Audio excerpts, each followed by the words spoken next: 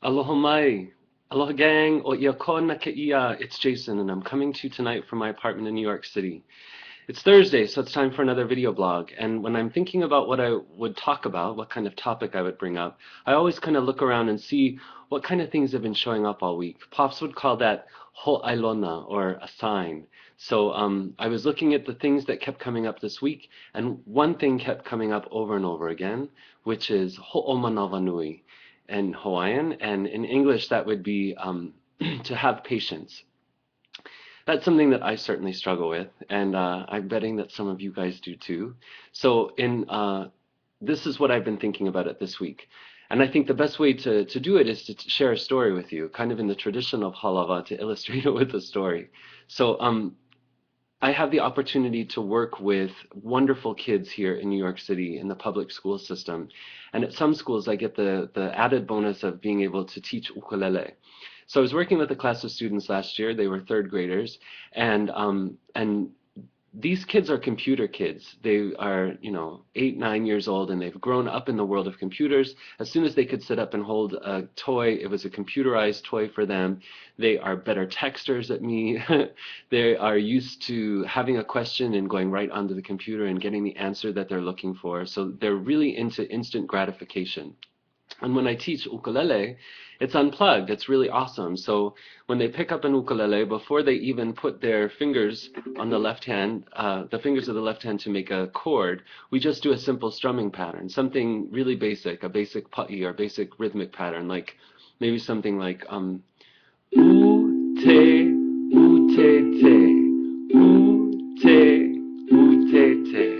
and they get it right away. Instant gratification, the kids are able to do it, and it's good. And then I add in, okay, so now we're going to put our fingers and we're going to make a G chord or a G6 chord. And the minute that they have to stumble, and they do stumble because it's foreign, their left hands aren't used to making those shapes and to pressing down on strings in order to get the sound that's pleasing to their ears to come from the ukulele. And they struggle with it. And I had one little boy last year who took the ukulele and he put it back in the case and he zipped it up. And I looked over at him and I said, "Oh, is something wrong? How come you're not playing ukulele with us?" And he said, "Well, I'm done." And I said, "Well, why are you done?" And he said, "Because I can't do it." And this little guy, was frustrated because he couldn't play the ukulele instantly, and so therefore he was no good at it, and he wasn't going to do it anymore. Now, I'm happy to tell you that he did pick up his ukulele later on, and we did get him to strum, and he did learn a couple basic chords and was able to participate in a concert. So there's a happy ending to that story. But when he said that to me, I thought, I understand.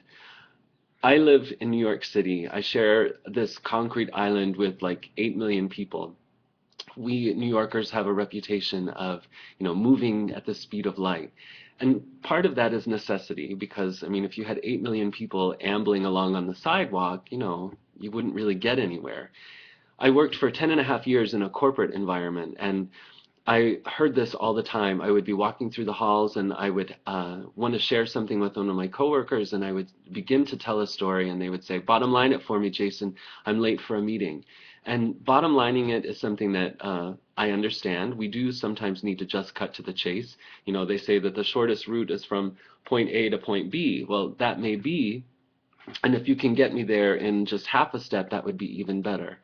I get it. But I'm also a student of Namea Hawaii, or a student of Hawaiian things.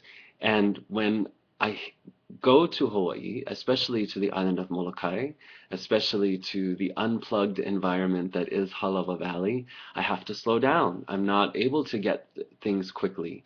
One of the first things that you learn in Halawa is when you ask a question of a kupuna, or when you're talking to an elder, they're not going to give you a direct answer most of the time. It's not going to be from point A to point B. It might be from point A to point D to point Z to point P to point F, and you go all the way through the alphabet, and then you finally get the answer. And the reason for that is that yes, they could have given you a direct answer, but by taking you through the whole scope of things, you actually understand all the different shades of the meaning, why the answer is that way, why it's not something else. So all of that's pretty important. My teacher, Anakala Pilipo Solatorio, I call him Pops, he's my Hawaiian dad, is the perfect example of patience because I think I drive him crazy. He'll say things I hear him say all the time. Ia kona, ho'omanavanui. Jason, have patience. If I'm asking him too many questions. If it's a time where I'm allowed to ask questions about something and I hit him with, 5 questions all at once, he'll say, ho'omanavanui, ho'omanavanui. Practice having patience. All the answers don't need to be revealed at this very moment. I am not the most dexterous person in the world. My fingers are kind of clumsy, so if I'm making a lei and I get frustrated, just like that little boy, I want to put the whole thing down. And Pops will say, ho'omanavanui, to have patience, Jason. If I am if I fall down while I'm crossing the river when we're hiking up to Mo'oula Falls, or if I'm stumbling in the language, which I do all the time as an infant in the world of Hawaiian language, he'll say ho'omanavanui, ho'omanavanui. It's okay to have some patience and to be gentle with yourself. And I know that he has great patience with me, just in the concept of having patience, reminding me that I need to slow down and take things more carefully and one step at a time. One of the things that I'm doing here in New York is when I'm working on something, if I'm learning a new song or if I'm writing an article or writing something for the blog, I'm doing things by hand, and I'm a much faster typist than I am a handwriter. But if I slow down, when it's time to go back, it's not that I have slowed down and I've already been very editorial, that I've made all sorts of I've let the inner critic go wild and editorialized myself.